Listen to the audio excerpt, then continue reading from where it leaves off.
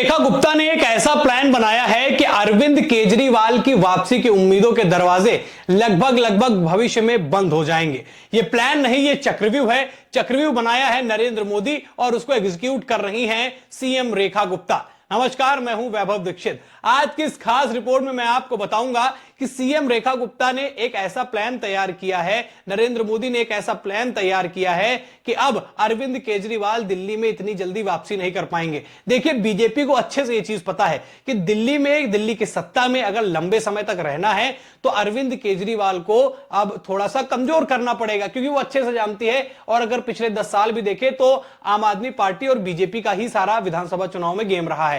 कांग्रेस थोड़ा सा पीछे हो गई शीला दीक्षित के बाद से, तो वहां पर अब बीजेपी का यह प्रयास है और प्रयास अभी से शुरू हो चुका है। सरकार बने 1 से 1.5 महीने हुए हैं और उसी में यह काम शुरू कर दिया गया है कि आने वाला जो भविष्य है उसमें बीजेपी सत्ता में रहे दिल्ली में। वो प्लान क्या है, सबसे पहले मैं आपको वो बताऊंगा। साथ ही साथ आपको यह भी बताऊंगा कि अरविंद केजरीवाल ने जो कहा है बीजेपी को लेकर वो उल्टा साबित हो रहा है और वही बेस है अरविंद केजरीवाल और आम आदमी पार्टी का दिल्ली में। सबसे पहले मैं आपको बताता हूं कि अरविंद केजरीवाल ने जो कहा वो हुआ नहीं। देखिए, सबसे पहले अगर चुनाव के समय आपको याद हो, दिल्ली के चुनाव के समय, तो अरविंद केजरीवाल ने एक नैरेटिव सेट किया बीजेपी के खिलाफ कि बीजेपी अगर सत्ता में आती है तो वो क्या करेगी, झुग्गी झोपड़ियों वालों को हटा देगी।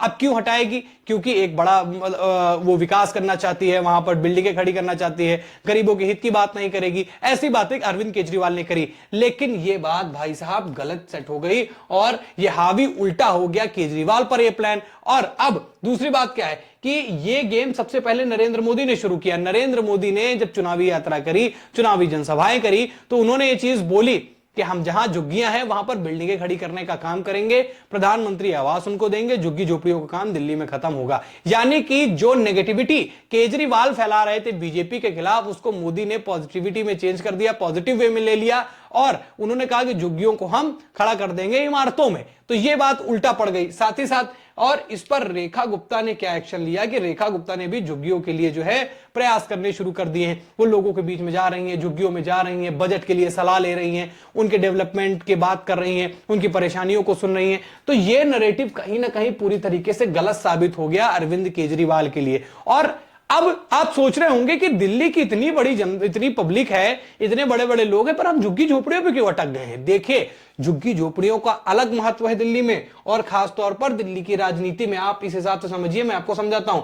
देखिए, दिल्ली में 675 झुग्गी बस्तियां हैं। नंबर याद रखिए दोस्तों, 675। ये कोई छोटा मोटा नंबर नहीं है। अभी जब मैं आपको वोट्स बताऊंगा कि यहां कितने वोट्स हैं, उसको सुनकर भी आप हैरान रह जाएंगे। 1700 के करीब हटमेंट यानी अस्थायी घरों वाले कैंप हैं। 1700, इसको भी आप नोट करिए। साथ ही साथ अगला पॉइंट पढ़िए, करीब 30 लाख आबादी रहती है इन 675 में। 30 लाख आबादी, और इसमें वोटर सुनिए कितने हैं, इसमें करीब 15 लाख वोटर हैं जो सरकार बनाने और बिगाड़ने में सक्षम हैं। और ये वोट बैंक किसका था दोस्तों? ये वोट बैंक था अरविंद केजरीवाल का। और अरविंद केजरीवाल का ये वोट बैंक खिसकता हुआ जब उनको नजर आया बीजेपी को, तो बीजेपी अब प्रयास कर रही है कि इन झुग्गी झोपड़ियों वालों को अब खुश रखना है, यहां पर विकास करना है, इनकी बातों को सुनना है। सीएम रेखा गुप्ता खुद मैदान में उतर गई हैं, झुग्गी झोपड़ी वालों के बीच में बैठ के उनसे राय ले रही हैं, उनकी समस्याओं के निदान के लिए बात कर रही हैं। तो ये केजरीवाल के लिए सबसे बड़ी मुसीबत है। देखिए, आम आदमी पार्टी सत्ता में कैसे आई? सबसे पहले सवाल मैं आपको यह बताता हूं, इसका जवाब भी देता हूं। देखिए, अगर मोटे शब्दों में कहा जाए, कांग्रेस का पतन हुआ तो आम आदमी पार्टी का उदय हुआ। यह वो उस समय की बात है जब 2011 से 2013 के बीच में अन्ना हजारे के साथ में अरविंद केजरीवाल जो है प्रदर्शन किया करते थे कांग्रेस के खिलाफ। वहां से सत्ता से गायब होती है कांग्रेस, अरविंद केजरीवाल की एंट्री होती है। अरविंद केजरीवाल क्यों आते हैं दोस्तों?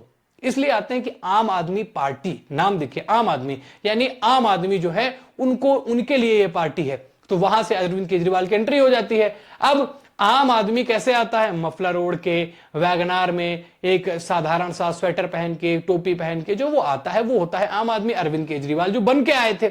लेकिन अब जब ये पूरा नैरेटिव सेट किया तो इससे सबसे ज्यादा खुश हुए सामान्य लोग या फिर थोड़े गरीब लोग कि हाँ यार, कोई ऐसा आदमी तो आ गया जो हमारी बातों को सुनेगा, हमारे दर्द को समझेगा। लेकिन अरविंद केजरीवाल ने शुरुआती समय में तो सारी चीजें की, बिजली कर दिया फ्री, पानी ये फ्री, दुनिया की चीजें फ्री, ये योजना बस में महिलाओं के लिए। लेकिन धीरे धीरे जैसे जैसे समय बीतता गया, अरविंद केजरीवाल अपने वादों से भटकते हुए नजर आए। फिर ना सुरक्षा लेने की बात वाला करने वाला आदमी आज 10-20 गाड़ियों से चल रहा था, जो कह रहा था कि हम आम आदमियों के बीच में रहेंगे, वो शीश महल में रह रहा था, करोड़ों के शीश महल में रह रहा था। तो ये सारी चीजें जो हैं वो नेगेटिव साबित हुई। और अगर मैं कहूं, ये गलत नहीं है कि बीजेपी ने अगर दिल्ली में चुनाव जीता है तो कहीं ना कहीं अरविंद केजरीवाल की इन्हीं खामियों पर उन्होंने उसका फायदा उठा लिया और उसका फायदा मिल गया बीजेपी को, जिसकी वजह से वो सरकार बना ले गई। यानी जो आम आदमी बनकर दिल्ली के चुनाव में आया, वही आम आदमी दिल्ली में इतना हाईफाई हो गया कि आम आदमी भी हैरान रह गया कि यार वाकई सत्ता में कुछ तो है, सरकार में कुछ तो है कि कोई भी आदमी अपनी जेबें भर सकता है और जो वादे करता है वो कभी भी पलट सकता है। तो इसी बात का फायदा इस चुनाव में 2025 में हुए दिल्ली विधानसभा चुनाव में उसका फायदा लिया बीजेपी ने। अब बीजेपी ने पूरा नैरेटिव सेट किया और उसी नैरेटिव का फायदा लिया। अब बीजेपी यही स्टक नहीं रह गई। यही होती है कूटनीति और यही होती है राजनीति। राजनीति में क्या है कि अगर आप अपना भविष्य नहीं निर्धारित करके चलते हैं तो कब सरकार आपके हाथ से चली जाए, कब सत्ता आपके हाथ से फिसल जाए, कोई भरोसा नहीं। तो बीजेपी ने अभी से इस बात को लेकर प्लानिंग कर ली है कि आम आदमी पार्टी जो उसके लिए भविष्य में रोड़ा बन सकती है, उसको अभी से कैसे कमजोर किया जाए। दिल्ली में डेवलपमेंट के अलावा बीजेपी इस बात पर प्रमुखता से जोर देगी। इस बात को आप नोट कर लीजिए। देखिए क्या करेगी बीजेपी, जिन मुद्दों पर कांग्रेस केजरीवाल विफल रहे उन मुद्दों को वो पूरा करेगी। साथ ही साथ ऐसा वोट बैंक जो केजरीवाल को वोट देता है, जैसा मैंने बताया करीब 15 लाख लोग जो हैं झुग्गी झोपड़ियों में रहते हैं और उन्हीं के बलबूते कहीं ना कहीं दिल्ली में जो है पूरा मामला चेंज होता है और उसी को लेकर जो है रेखा गुप्ता एक्टिव हो गई हैं। केजरीवाल को कमजोर करने की सारी जो है तरकीबें वो अपना रही हैं। और ये प्लान दोस्तों प्लान नहीं है, ये चक्रव्यूह है जिसमें केजरीवाल फंसते हुए नजर आ रहे हैं। फंसते कैसे हुए नजर आ रहे हैं? चुनाव से पहले कह रहे थे कि हाँ झुग्गी झोपड़ियां बीजेपी हटा देगी, बीजेपी तो गरीबों के लिए कुछ नहीं करेगी, बीजेपी महिलाओं के लिए कुछ नहीं करेगी, डेवलपमेंट नहीं होगा, ये नहीं होगा, वो नहीं होगा। तमाम तरीके की बातें जो है अरविंद केजरीवाल और उनकी पार्टी द्वारा, उनकी पार्टी के नेताओं द्वारा कही गई। लेकिन यह नैरेटिव उल्टा साबित हुआ चुनाव के समय। और जब से बीजेपी की सरकार दिल्ली में आई है दोस्तों, उसके बाद से यह पूरा मामला बदला। बीजेपी ने उन्हीं पॉइंट्स को पकड़ा जिसको लेकर उसको टारगेट किया जा रहा था। अब मैंने पहले भी बताया कि सोचिए एक सीएम जो नया नवेला सीएम है, वो जाके झुग्गी बस्तियों में बैठता है, झुग्गी झोपड़ियों के आसपास बैठता है, लोगों से बजट की राय लेता है। बड़ी चीज है, ये बहुत कम देखने को मिलता है भारतीय राजनीति में। लेकिन बीजेपी ने इस पर दिमाग लगाया। दिमाग लगाने के पीछे का कारण समझिए। देखिए करीबन 26 या 27 साल बाद जो है बीजेपी की दिल्ली में वापसी होती है। वहां जब वापसी होती है तो बीजेपी को यह लगता है कि यहां पर अब आम आदमी पार्टी को बीजेपी ने कर दिया है कमजोर। अब उसकी सबसे बड़ी कंपटीटर भी आम आदमी पार्टी है, तो उसने अभी से इस तैयारियां कर ली हैं कि आने वाले साल सिक्योर रहे, वहां पर बीजेपी ही सत्ता में रहे। तो कांग्रेस और खास तौर पर आम आदमी पार्टी के जड़ पे वार किया जाए कि जो उनके वोट बैंक हैं उनको हिलाने का काम किया जाए। तो उसी पर बीजेपी ने अब पूरी तरीके से प्लान बना लिया है और ऐसा चक्रव्यूह रचा है, ऐसी तैयारियां कर ली हैं कि केजरीवाल की वापसी की उम्मीदें बेहद अब कम नजर आने लगी हैं कि 5 साल बाद क्या होगा। हालांकि भैया ये राजनीति है, 6 महीने पहले चुनाव में क्या हो जाए, 1 साल पहले चुनाव में क्या हो जाए, या चुनाव के 2 दिन पहले क्या हो जाए, किसी को नहीं पता होता। वोटर्स के मन में क्या है किसी को नहीं पता होता। सब लोग अपने अपने नैरेटिव सेट करते हैं, सब लोग अपने अपने कैंपेन चलाते हैं, सब लोग अपने अपने मन लुभावन स्कीमें लेके आते हैं। लेकिन जनता क्या सोचती है ये ना मुझे पता है, ना आपको पता है, और ना ये सरकार और इन पार्टियों को पता है कि क्या सोचती है जनता।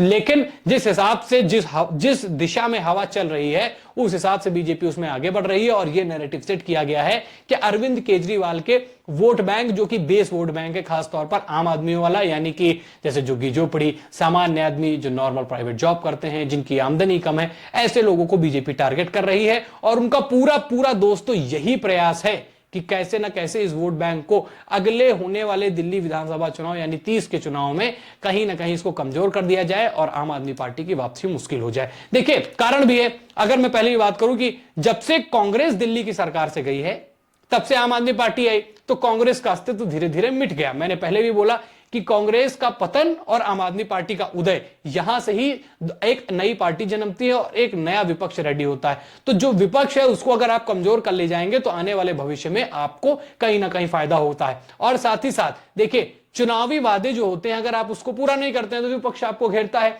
तो बीजेपी का सबसे पहला टारगेट यही है, रेखा गुप्ता का सबसे पहला टारगेट यही है कि जो कहा है वो करके दिखाएंगे। यमुना नदी की बात हो, हर घर जल की बात हो, टूटी सड़कों की बात हो, या फिर रोहिंग्याओं पर एक्शंस की बात हो, या फिर घुसपैठियों पे एक्शन की बात हो, महिलाओं के सम्मान की बात हो, महिलाओं को 25 रुपए देने की बात हो, तरह तरह की तमाम जो बातें बीजेपी ने करी थी उसको धरातल पर उतारने का पूरा प्रयास अब बीजेपी कर रही है। और इसी वजह से आम आदमी पार्टी के मुखिया अरविंद केजरीवाल अब बेहद शांत नजर आ रहे हैं और दिल्ली की राजनीति में वो फंसते हुए नजर आ रहे हैं। तभी यह कहा जा रहा है कि अपने आप को राजनीति में जिंदा रखने के लिए अरविंद केजरीवाल राज्यसभा की तरफ बढ़ेंगे और वहां से जो अपने आप को मजबूती दिखाएंगे कि हम बतौर विपक्ष जो है हम काम कर रहे हैं। ये सारी चीजें करने का प्रयास जो है अरविंद केजरीवाल करने वाले हैं। लेकिन उस जगह से और दिल्ली विधानसभा में काम करने से, अपने वादे पूरे करने से उसका दोनों का प्रभाव अलग पड़ता है। अभी तक दिल्ली की जनता का माइंडसेट यह हुआ करता था कि आप विधानसभा में उसको सरकार मत बनाने दीजिए, वो केंद्र में है। यह प्रयास दिल्ली की जनता का रहता था। इसीलिए बीजेपी जो है पिछले समय से काफी समय से चुनाव हार रही थी। और हालांकि उसने ये चीज महसूस भी करी कि कांग्रेस थी सत्ता में, दिल्ली में भी रही, केंद्र में भी रही, कहीं ना दिल्ली विकास जो है दिल्ली कहीं ना कहीं विकास से अछूता रह गया। तो इन सब बातों का ध्यान रखते हुए दिल्ली की जनता ने यह पूरा मामला सेट किया और अब बीजेपी इन्हीं सारे मुद्दों को एक, मैं तो कहता हूं कि कॉपी पेन जो है वो लिख के रखा गया है और उसी से टिक लगा रहे हैं, पहले ये वादा, पहले ये वादा, पहले ये वादा। यानी कि पूरी प्लानिंग तैयार कर ली गई है कि बीजेपी दिल्ली की सत्ता से ना उखड़े, ना जाए और ऐसा सीएम बना के एक ऐसा नैरेटिव सेट किया जाए कि दिल्ली के इतिहास में एक ऐसा सीएम आया जिसने पूरी व्यवस्था बदल दी। और वो नाम बन सकता है रेखा गुप्ता। और उसी की जो पटकथा लिख गई है, उसी पटकथा को पूरा करने के लिए, उसी कहानी को पूरा करने के लिए रेखा गुप्ता दिल्ली में इतने समय एक्टिव है। आपको क्या लगता है कि क्या बीजेपी जो अरविंद केजरीवाल के वोट बैंक पर जो चोट कर रही है, क्या इसका नुकसान केजरीवाल को हमेशा होने वाला है? क्या आने वाले चुनावों में भी बीजेपी ही सत्ता में दिल्ली में रहेगी और बीजेपी जैसे अन्य राज्यों में काफी लंबे समय से, उत्तर प्रदेश की बात कर लीजिए, मध्य प्रदेश की बात कर लीजिए, क्या ऐसी जगहों पर ये हमेशा जिस तरीके से अपनी मजबूती बनाते हैं दिल्ली में भी बना पाएंगे? आप अपनी राय कमेंट में जरूर बताएं। खबर में इतना ही। वीडियो को लाइक और शेयर करें। चैनल पर नए हैं तो चैनल को जरूर सब्सक्राइब करें। फिर मुलाकात करेंगे नई खबर में। इस खबर में इतना ही। धन्यवाद।